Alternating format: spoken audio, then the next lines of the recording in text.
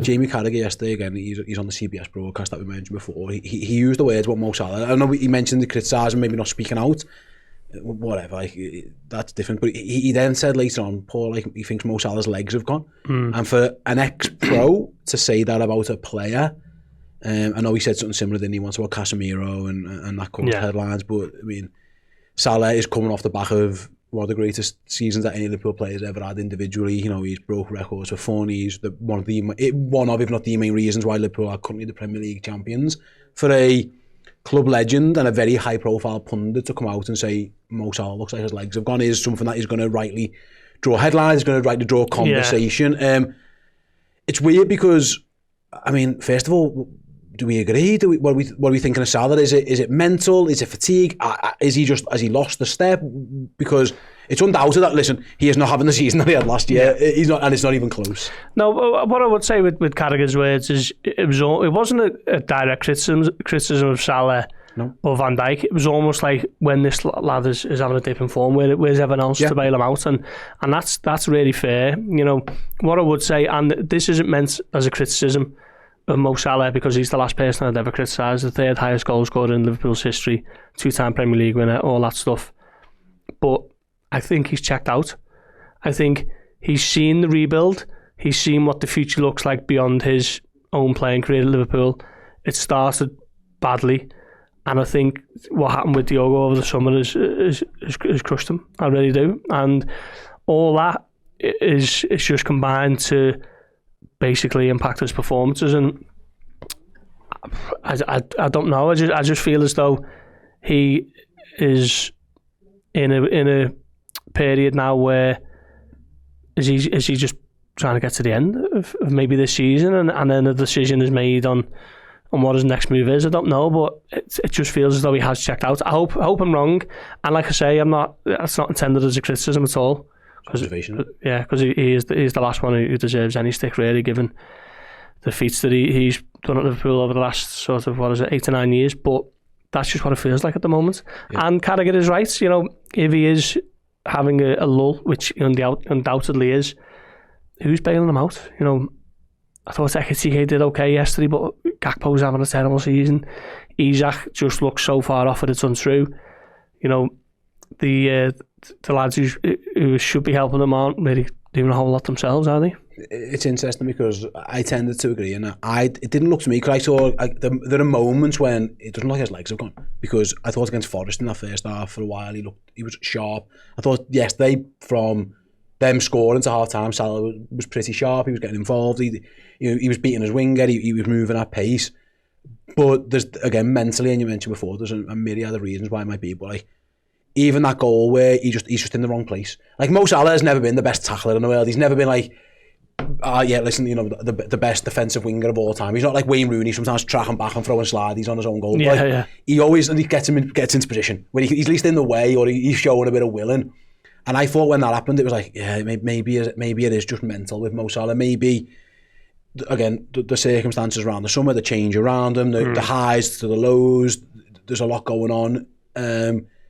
Things aren't going right, maybe he's impacted by it, but I felt for the first time, what's always made Mo Salah, well, not always, but one of the things that's made Mo Salah special is the mentality. He's one of the most mentally strong footballers you've ever seen. Like, setbacks don't bother him, he gets booted up in the air, doesn't bother him, referees give him not, and he just gets on with it. He's so mentally resilient, the way he speaks about himself and his game.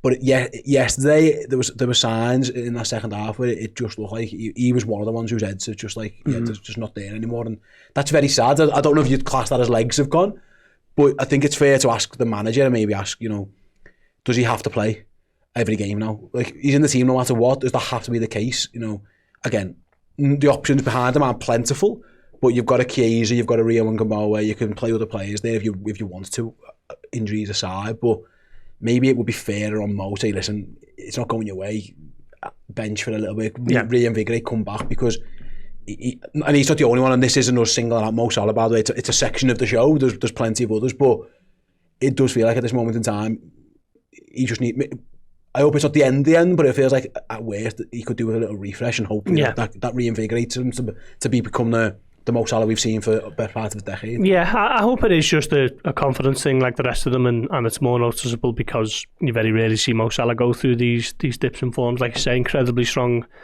mentally and uber professional, and his dedication is beyond question. So I hope it is just that.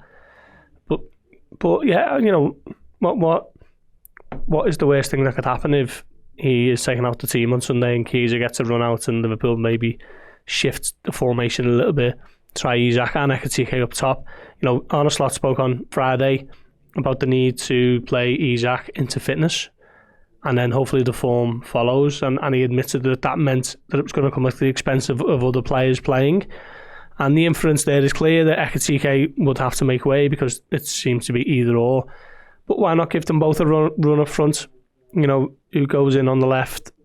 Not too sure there, but it's you know, like we said, what is the worst thing that could happen in terms of, you know, rolling the dice, tactical tweaks? You haven't got loads of time to work on it, admittedly, but you've had loads of time to work on what you're serving up at the moment, and it's not good enough. So I think there's got to be some acceptance that what has been tried is not working, and an effort to try and address that, because just doing it again clearly isn't working, is it? You know, it's not just like a couple of games that you can switch off and forget and prepare for the next one and suddenly you fly out the traps again. This is a deep-rooted malaise at Liverpool now, and something needs to change for it to improve. And if it's something as simple as, you know, rotating a bit and maybe a little tweak of formation, brilliant.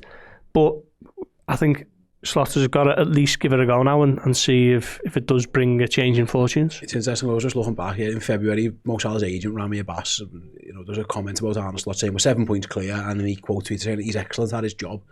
And I was thinking, because there's this talk like Arne's lost the dressing room. He's, you know, these lads aren't playing for him. You know, he took over Jurgen's team and just did the same things. And I disagree with that. I think he made. I think that was uncharacteristic and uncalled for. I think he'd made plenty of changes, albeit with the same players, just different style of play and stuff. So I don't think we've gone from because I don't think Rami knows the ins and outs of Arne Slot really. Probably comes via Mo. For that to be in February to now, I don't think Mo Salah's just give up on Arne Slot. Do you get the sense, because there's this chat of like losing the dressing room, because we're focusing on Salah here, but you can widen the conversation across all the players. If they're not performing, they're not quite at it, maybe again not full-blooded into challenges. That is a question being asked. But do you think it is a case of they're just not playing for the manager, or it's just something different and they just can't get themselves going again?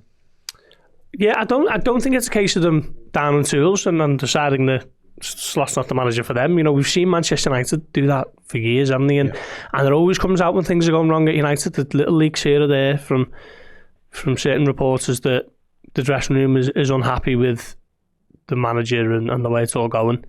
But I don't get the sense that is happening at Liverpool. No one spoke yesterday, like I say, on the record other than the rights holders. So it was difficult to get a bit more of an insight into that. But yeah, I think the players feel as responsible as Slot does. You know, listening to Virgin on Saturday after Forest and what Curtis said on CBS yesterday, it feels as though they're taking it to heart in terms of they know it hasn't been good enough from them. Not necessarily the playing for a coach who they don't really believe in, because 6 months ago he made them all Premier League winners, didn't he? So yeah, I still think the players are playing for him, but the plan has to change, whatever the plan is, because I can't really see one at the moment. I really can't. I'm not sure what it is, because there's the same patterns that are emerging every game that you don't want to see. So just if it's not going to be the nuclear option of relieving him of his duties, and he still has time on his side, then let's see something different on Sunday. Let's see a changing system. Let's see a few faces that we don't see every week. Just an acceptance that it hasn't been good enough, and we're trying to change it. And if that doesn't work, then it doesn't work, and you lose it. So be it, yeah. But we just need to see something different, don't we? Because the Champions League, like you said earlier in the show, the Champions League is not out of reach yet. There's a lot of football to play, a long way to go. But if the title is, then let's see some changes and see what happens. Yeah, absolutely. And like I say, this isn't just a bash and Mo Salah session. It was just one example of of like a few issues that people was like say when Carragher said that. I did take notice because I respect his opinion in terms of that kind of stuff. But you're right, along the lines of like, these lads have helped you for a while. Can someone please? Can someone come please help him? That was a clip from Journo Insight. To check out the whole show, head to redmenplus.com or click the link in the description.